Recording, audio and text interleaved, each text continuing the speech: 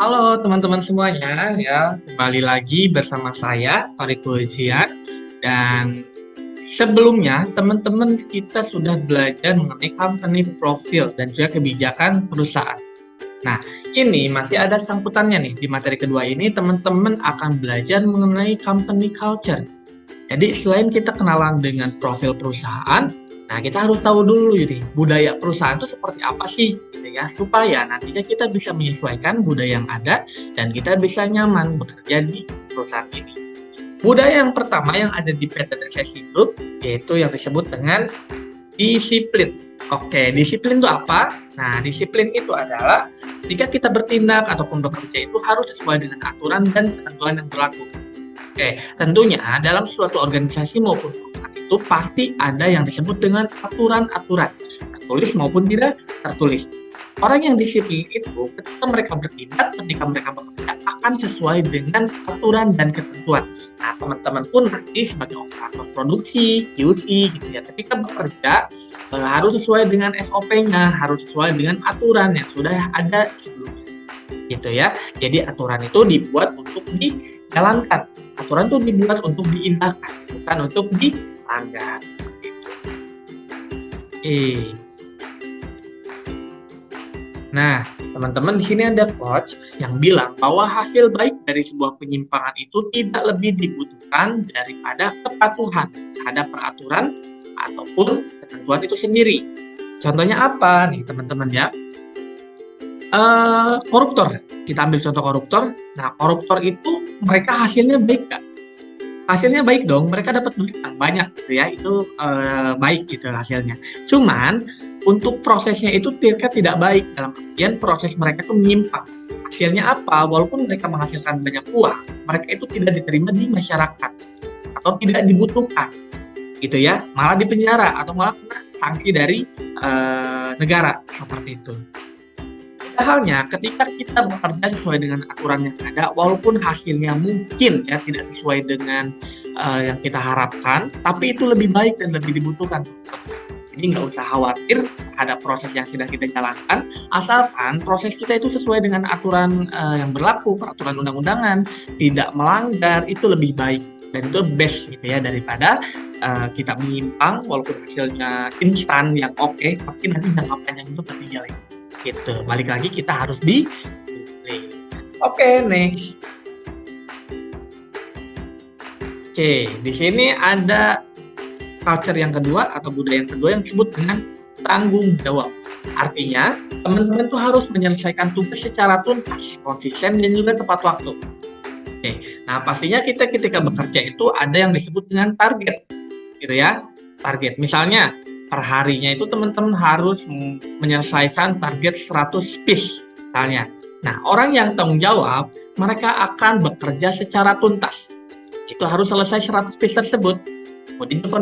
Kemudian juga konsisten, dan juga tepat waktu. Kalau misalkan deadline-nya itu tepat, ya orang yang tanggung jawab itu akan menyelesaikan tepat waktu, tepat pukul 4 tersebut. Seperti itu. Ya, jadi kita harus memiliki jiwa yang tanggung jawab, yaitu bekerja secara tuntas, konsisten, dan juga tepat waktu. Oke. Nah, selanjutnya orang tanggung jawab itu mereka senantiasa terbuka ya pada kesempatan konsultasi dan didiskusikan untuk mengkonfirmasi kejelasan tugas serta jadwal penyelesaian. Selanjutnya, poin ketiga atau culture yang ketiga itu adalah jujur dan setia. Di sini ada 2 poin teman-teman. Jujur itu artinya apa? Jujur itu teman-teman menyampaikan informasi dengan benar, sesuai dengan aktual yang terjadi di lapangan. Tidak ditambah maupun tidak dikurangi. Seperti itu ya. Kemudian setia itu artinya teman-teman ketika bekerja itu hanya fokus pada perusahaan saja. Tidak mendua gitu ya, supaya fokus teman-teman itu tidak terbagi. Gitu. Ketika teman-teman itu memiliki fokus yang satu saja pada perusahaan, nanti secara langsung gitu ya teman-teman tuh akan memberikan performa terbaik teman-teman kepada perusahaan. Jadi teman-teman harus jujur dan setia. Oke, jujur. Nah, di sini teman-teman harus ditekankan bahwa kita walaupun memiliki rekan kerja yang baik gitu ya. Nah, orang yang jujur itu mereka tidak menyembunyikan atau bahkan tidak melindungi kesalahan dengan alasan apapun. maupun alasannya itu mereka teman yang baik kita, maupun alasannya itu karena kemanusiaan dan sebagainya. Orang jujur itu tidak terikat dengan alasan apapun. Mereka itu tidak menyembunyikan atau bahkan tidak melindungi kesalahan orang lain dengan alasan apapun. Jadi teman-teman harus jujur. Nah, serta senantiasa fokus pada perusahaan dan tidak pada hal selain itu. Itu artinya setia. Gitu. Teman-teman tidak mencari pungkiri bahwa kalian pun mungkin di rumah itu memiliki bisnis yang lain, misalnya berjualan, online, dan sebagainya. Itu tidak apa-apa. Oke, itu tidak apa-apa selama teman-teman itu tidak melaksanakannya ketika sedang jam pekerjaan dimulai. Gitu ya, teman-teman wajib bisa menempatkan diri teman-teman sesuai dengan kapasitas teman-teman dan juga waktunya. Gitu. Ketika bekerja, teman-teman fokus pada pekerjaan saja, fokus pada perusahaan saja, dan ketika di rumah, teman-teman boleh silakan melakukan aktivitas apapun selama tidak mengganggu pekerjaan yang sudah kontrak sebelumnya. Gitu. Oke, sekarang kita lanjut pada poin ketiga, culture yang ketiga yang disebut dengan tepat janji. Nah, artinya apa tepat janji? Di sini ada beberapa poin, teman-teman. Oke, yang pertama berperhitungan. Ya, teman-teman ketika nanti akan men-setting suatu janji kepada orang lain, ketika nanti akan membuat janji kepada orang lain, gitu ya, teman-teman harus perhitungkan dulu apakah teman-teman tuh bisa menepatinya apa enggak, apakah kedepannya ada gangguan apa enggak, gitu ya. Teman-teman harus penuh perhitungan, bisa enggak ya saya melakukan janji tersebut, gitu. Kalau misalkan tidak bisa, ya teman-teman jangan buat janji, ya. Kemudian setelah teman-teman melakukan perhitungan, yang kedua adalah memberi kepastian kepada orang tersebut, gitu ya. Kepastiannya seperti apa? Oke, saya sudah tahu nih, saya tuh bisanya di jam sekian, pukul sekian, di hari itu pukul sekian misalnya. Nah, teman-teman harus memberikan kepastian kepada orang tersebut. Ya, misalkan saya bisa pada hari Senin pukul 15.30. Gitu. Jadi teman-teman jangan jawab seperti, oke saya bisa nanti, atau enggak, oke saya bisa segera mungkin ya selesai. Itu kan hal-hal yang tidak pasti ya, dan teman-teman dan orang lain pun yang nantinya akan diberikan janji sama kita, mereka akan merasa tidak diberikan kepastian gitu ya. Jadi ketika teman-teman membuat suatu janji itu harus jelas, kayak misalkan hari apa, di mana, jam berapa gitu ya. Dan yang ketiga adalah teman-teman harus memenuhinya. Karena kita kan sudah tadi membuat perhitungan waktu kita sendiri, kemudian kita sudah memberikan kepastian kepada orang lain gitu. Nah, yang tugas yang ketiga kita harus memenuhinya. Gitu ya, jangan diingkari seperti itu.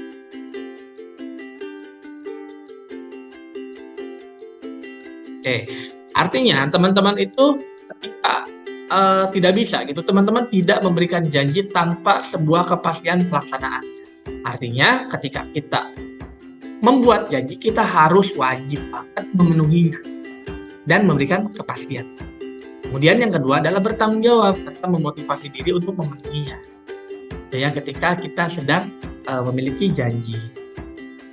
Next, sekarang culture yang keempat adalah pantang menyerah. Oke, pantang menyerah itu artinya apa? Artinya teman-teman harus sabar ketika sedang ada masalah di perusahaan, sabar ketika mesinnya misalnya lagi trouble dan sebagainya, sabar. Kemudian teman-teman harus tekun bekerjanya. Tadi misalkan sudah ada permasalahan, kemudian sudah ada perbaikannya nih, tekun kerjakan sesuai dengan SOP-nya, kemudian ulet gitu, tidak banyak mengeluh gitu. Kemudian yang keempat adalah tahan, karena ketika kita sudah dalam posisi pekerjaan tanpa kita sadari, pasti struggle itu masih banyak banget, masih banyak struggle, entah itu dari mesinnya, dari rekan kerja, mungkin dari permasalahan pribadi, rumah dan sebagainya.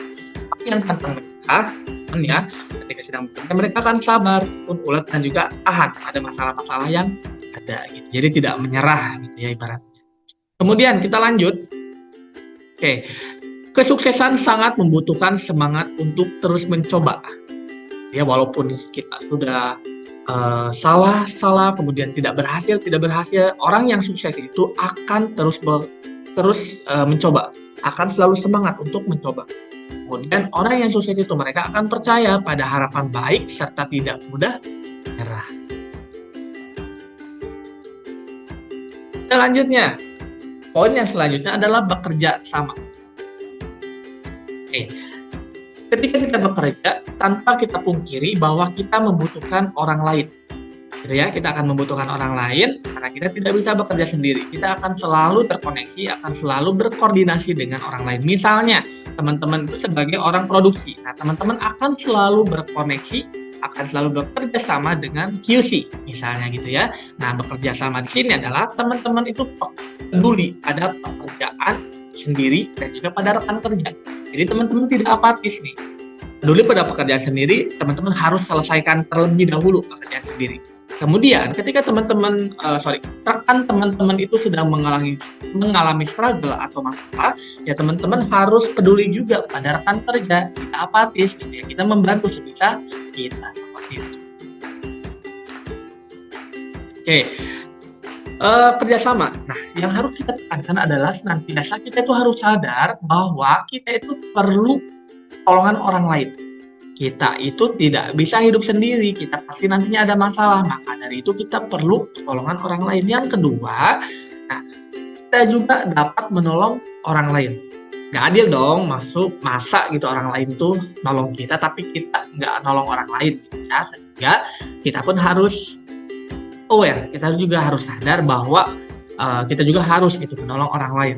Dan ketiga, saling peduli dan meningkatkan kerjasama. Oke. Selanjutnya poin ke berapa ini? Poin selanjutnya ya, kepuasan pelanggan. Gitu.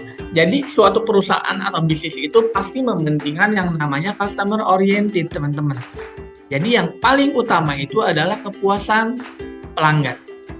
Artinya apa?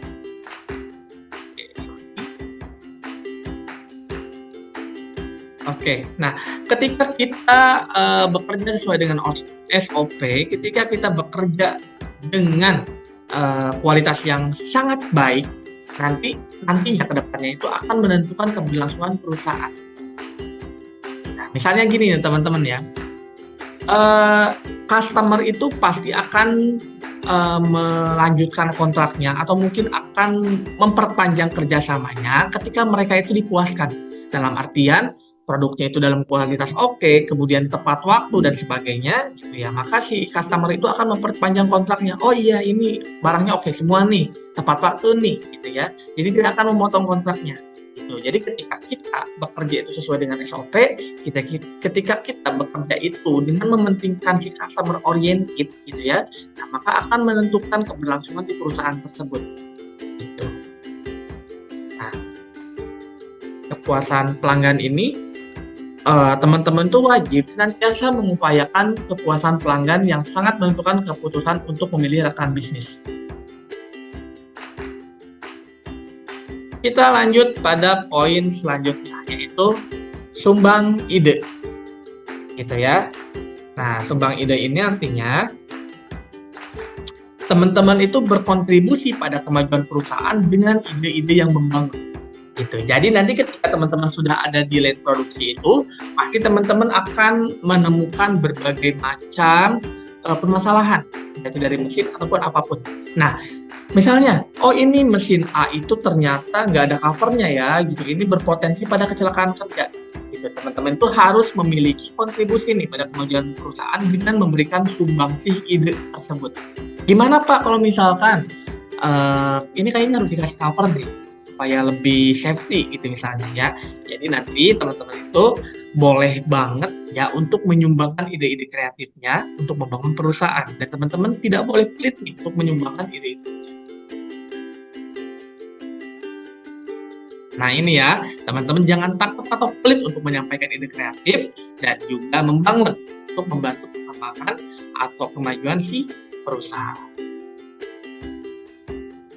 Oke, selanjutnya peran penting pekerjaan. Jadi setiap pekerjaan itu menentukan kelangsungan hidup perusahaan. Nah, teman-teman itu kita harus garis bawahi bahwa setiap departemen, setiap posisi yang ada di suatu perusahaan itu memiliki peran pentingnya masing-masing. Dan semuanya itu berperan sangat besar. Jadi tidak ada satu peran yang ini mah oh ini berperan banget, oh yang ini mah enggak gitu ada ya. Jadi semuanya itu sama-sama memiliki peran penting. gitu ya, maupun dari office boy-nya, dari security, dari operator, dari QC, kemudian dari manajemen dan sebagainya, itu semuanya memiliki peran penting masing-masing. Bayangkan nih teman-teman, kalau misalkan di suatu perusahaan nggak ada OB-nya, siapa yang mau bersihin perusahaan? Masa kita bekerja kotor-kotoran kan? Oke, nah seperti itu. Jadi semuanya itu memiliki peran penting. Nah sekarang bayangkan nih, misalkan nggak ada security-nya, adanya manajer doang nih, nggak ada security-nya, gimana? Siapa yang bisa menjamin keamanan si produk? Siapa yang bisa menjamin keamanan motor-motor kita gitu kan? Nah, jadi semuanya itu memiliki penting masing-masing. Jadi jangan suka berkecil hati. Lah saya cuma operator doang gitu. Lah saya cuma inilah lalala. Nggak ada. Semuanya memiliki peran penting masing-masing. Dan tugas kita adalah menjalankan peran kita masing-masing. Tuh. Oke. Nah, di sini ada penegasan teman-teman bahwa komponen terkecil dalam suatu perusahaan yang hilang sangat mempengaruhi dan mengganggu kinerja perusahaan. Itu yang seperti saya jelaskan tadi ya. Oke, selanjutnya rasa memiliki. Gitu. Jadi artinya rasa memiliki ini merawat perusahaan sebagai gantungan hidup, teman-teman. Nah, ketika kita bekerja, kita pasti diberi fasilitas kerja. Misalnya buat operator, teman-teman itu diberikan mesin masing-masing gitu, kayak isi mesin gitu ya. Tugas teman-teman adalah mempunyai rasa memiliki. Ini mesin punya saya gitu, ini tempat kerja saya, ini tempat gantungan keberlangsungan hidup saya gitu. Tugas saya adalah merawat si mesin tersebut itu harus tetap oke, harus tetap rapi, bersih dan sebagainya. Gitu. Jadi merasa memiliki, kita itu sayang gitu pada perusahaan gitu. Kita itu nggak boleh nih si mesin itu rusak karena kita gitu, karena si mesin ini itu sebagai gantungan hidup kita. Jadi itu rasa memiliki. Oke. Nah, sebaik apa merawat perusahaan yang adalah gantungan hidup, berarti teman-teman merawat sebaik mana kehidupan dan keluarga sendiri.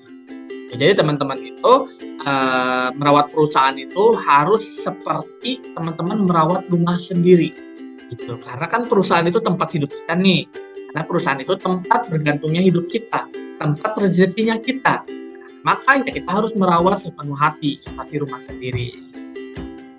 Oke, teman-teman. Untuk materinya ternyata sudah selesai ya. Tadi ada 10 poin untuk culture yang ada di perusahaan kita. Nah, kedepannya teman-teman silakan jalankan poin per poin tersebut ya. Semua culture tersebut silakan dipahami, silakan diaplikasikan dalam kehidupan sehari-hari teman-teman di perusahaan. Terima kasih. Ya, setelah ini teman-teman silakan boleh mengerjakan tes. Sekian dari saya. Assalamualaikum warahmatullahi wabarakatuh. See you.